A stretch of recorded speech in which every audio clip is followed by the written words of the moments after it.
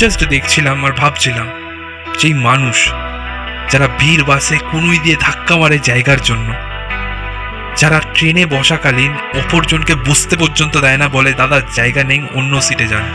এত অহংকার, এত ইগো নিয়ে যে মানুষরা বেঁচে থাকি আমরা, কিন্তু এখানে এখানে তোমার ইগো, স্ট্যাটাস, অহংকার কোথায়?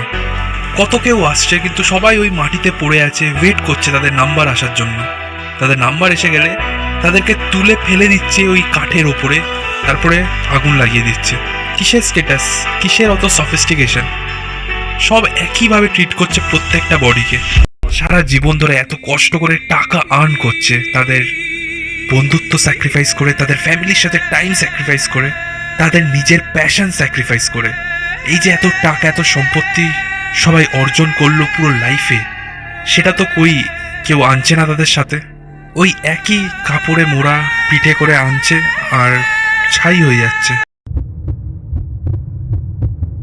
এই যে সৌন্দর্য, যেটা দেখে আকৃষ্ট হতাম, ইনস্টাগ্রামে যে এত ফিল্টার, এত মেকআপ লাগিয়ে লোকেরা রিলস বানাচ্ছে, কিন্তু এখানে দেখো আগুনে কেমন পুরো পুড়ে যাচ্ছে, চামড়া পুরো গলে পড়ছে।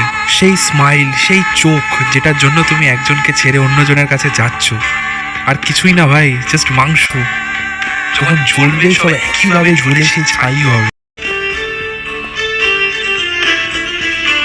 আমাদের কাছে দুটো জীবন আছে।